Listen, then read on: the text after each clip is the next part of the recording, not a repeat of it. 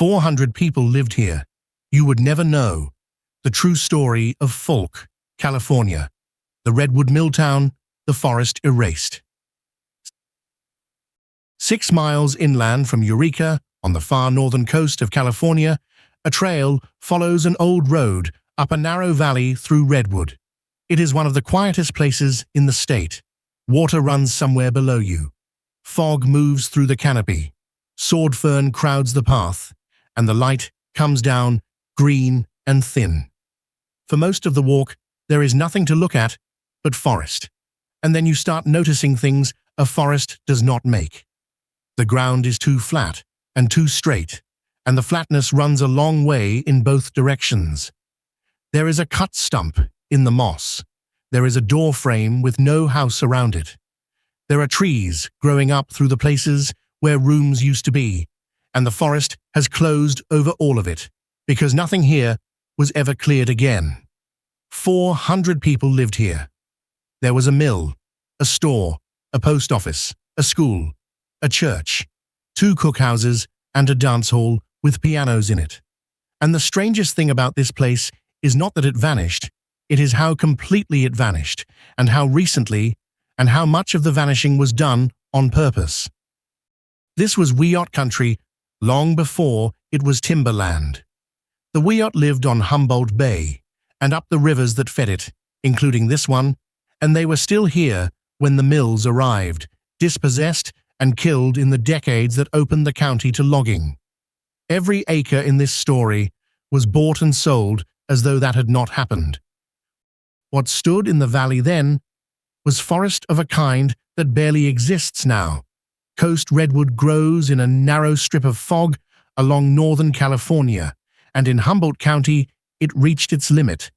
Trees 300 feet tall, and 12, 15, 20 feet through at the base. Some of the redwoods still standing in this reserve are more than 1,000 years old. Trees that had been standing for 1,000 years were taken down by 2 men with a handsaw in a matter of days. And after the gold in the rivers ran out, this is what California turned to instead. Humboldt Bay became a lumber port. Schooners came in over the bar for cargo. And up every creek that fed the bay, somebody put in a mill. Noah Falk was 18 years old when the gold rush swept him out of Ohio to California. He found quickly that gold was a poor bet, and that lumber, they called it red gold, was a better one. He went to work in the mills, first in Mendocino, and by 1867 he was working for William Carson, whose name is still on the most famous house in Eureka. A few years after that, he was co-owner with Isaac Miner of 2 lumber mills at Arcata.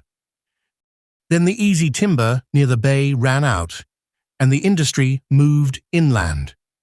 In the 1880s, Falk went in with a couple of San Francisco investors, acquired land on the South Fork of the Elk River, and formed the Elk River Mill and Lumber Company. The Timber and Stone Act of 1878 let them buy pristine redwood forest for dollars on the acre. The law had been written for settlers. It was used almost everywhere by lumbermen. And he sent to Ohio for his 2 brothers. Elijah came out to design and build the mill. Jonas came out to run it.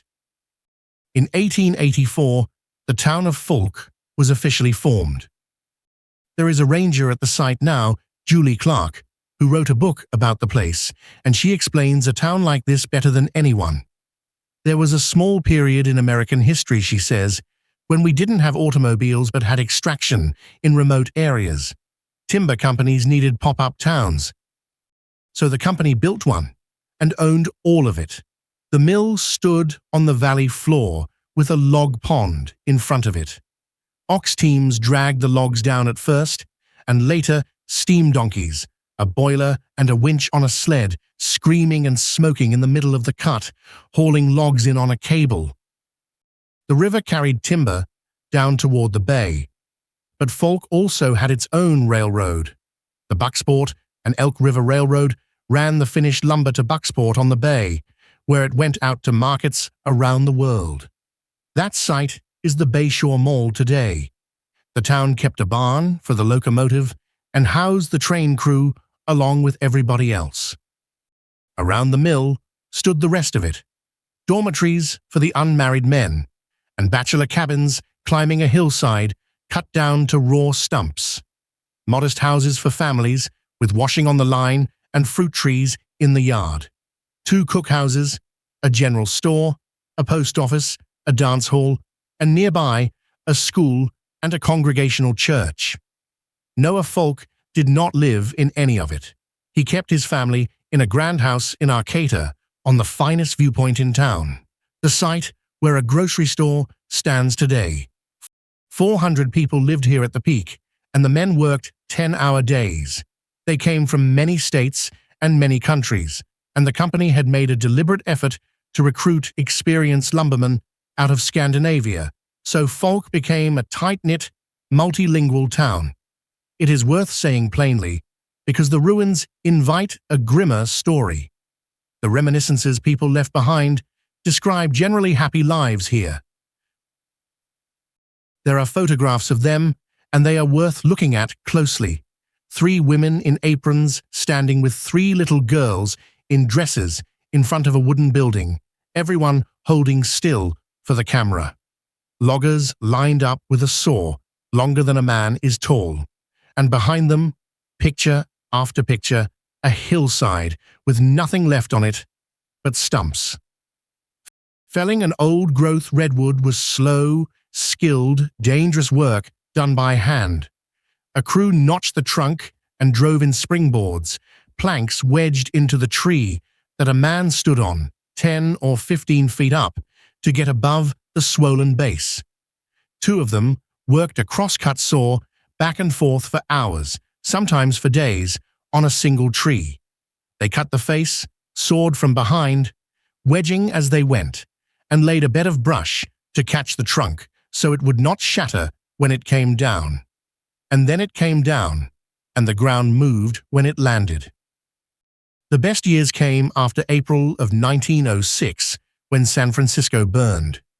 The city was rebuilt out of wood, and a great deal of that wood came out of Humboldt County. The earthquake that destroyed one California city was a boom for towns like this one. What ended Falk was not a disaster. It was the automobile. For decades, the town existed because the men had to live where the work was. Eureka was only 6 miles off, but 6 miles in 1890 was a real distance. Then the roads improved and cars arrived, and Falk's workers began moving out of the valley into town, driving to the mill instead of living beside it. A company town whose workers can commute is just an expense. Then came the Depression, and with it, high operating costs and a collapse in shipping. In 1937, the mill shut down for good after 53 years. The store closed. The school emptied. Some families stayed on, paying the company $5 a month in rent and driving to Eureka for work.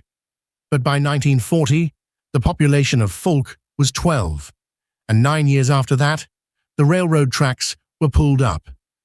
And then 2 people simply stayed. Charlie Webb and his wife Loleta were the official caretakers of Falk, and they held that job into the 1970s, decades after the whistle stopped. There is a photograph of the 2 of them standing side by side, Charlie in a plaid shirt and a neckerchief, Loleta in a flowered dress. They look like anybody's grandparents. They were the last residents of a town that had already officially ended. Their job was to watch it, and an abandoned town needs watching, because people come to break it. Falk had become a curiosity, an empty mill town at the end of a quiet road, buildings standing open with things still inside them. Young adventurers came. So did relic hunters and vandals. And Charlie Webb was known to run them off with a shotgun, loaded with rock salt. Enough to sting a man badly and send him back down the valley, not enough to kill him. For years, that was the entire defense of the town of Falk. 1 man, a shotgun, and rock salt. Eventually, the Webbs were gone, and what remained was a valley full of collapsing buildings owned by a timber company with no use for them, and every reason to worry about them. Sagging roofs, open wells, rotted floors, people wandering in. So in 1979, citing the hazard and the liability, the lumber company bulldozed and burned most of what was left of Falk, not preserved, not fenced, not sold off building by building, removed. The company that built the town filled it and emptied it when it no longer needed it, finally cleared it away. Because standing buildings are a hazard and bare ground is not. 20 years later, the valley became public. In 1999, the Bureau of Land Management and the California State Wildlife Conservation Board bought the 7,400-acre Headwaters Forest, one of the last great unprotected stands of old-growth redwood, and Falk went with it. And the town would not stay buried. Things kept surfacing. The tale of an old windmill turned up in the middle of the trail one day. A volunteer found a porcelain doll's head inside a stump. Bottles and shards of ornate dishes worked up through the ferns.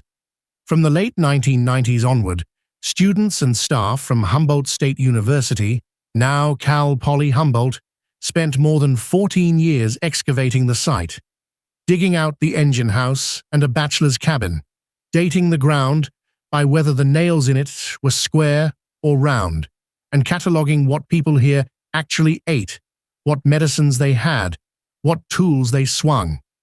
They found medicine bottles, kitchenware, logging tools, and musical instruments. Somebody went and wrote up the pianos. There were pianos in Falk. On the 9th of November, 2023, that work put Falk on the National Register of Historic Places as the Falk Archaeological District. It joins nearly 60 other places in Humboldt County on that list. A town demolished down to nothing is now officially of national significance. The archaeologist who co-directed the work put it simply: we can bring the story of Falk together. 2 buildings did survive it. One is a craftsman house, still standing back in the trees, with its porch columns up and the ferns grown to the windowsills. You cannot go inside it. It is not safe. The other is the train barn, and it did not stay where it was built. In 2008, it was picked up and moved half a mile down the valley, and it is now the Headwaters Education Center, where the doll's head and the bottles and the dishes are on display. The first half a mile of the Elk River Trail is lined with interpretive panels, so you can stand where the building stood and be told what you are looking at. Julie Clark says that when she first started working there, she felt a presence. She likes to say the ghosts of Falk got her the job, that they whispered, "Tell our story," and she is honest about what is left. You can see foundations, she says, pipes coming out of the ground, the yew trees they planted. But it's all fading back into the forest. And so Falk holds all of it at once. Wiyot country, sold by the acre as though it had always been empty. An Ohio boy of 18 who came for gold and found red gold instead. 1,000-year-old forest bought cheap under a law meant for settlers. 2 brothers sent for from Ohio, one to build the mill and one to run it. 400 people in a fog-filled valley, speaking a half-dozen languages, with 2 cookhouses, a church, and pianos in the dance hall. A railroad to a bay that is now a shopping mall. San Francisco rebuilt out of these trees, the automobile that made the place unnecessary, and the depression that finished it. 12 people in 1940. Charlie and Loleta Webb, keeping watch for decades over a town nobody wanted, and a shotgun full of rock salt. The buildings pulled down in 1979, and a forest grown back so completely over the wreckage that a doll's head came out of a stump. Many people will never visit Falk. Many people never knew any of this happened. But now you know. That's the story of Falk, California, and we're just getting started. If this is your first time here at Lost California, welcome. Every week, we go deep on the towns, the disasters, the scandals, the forgotten stories, and the hidden history that made California what it is today. Subscribe so you don't miss a single episode. And leave a comment below telling us which California city or town you want us to cover next. We'll see you there.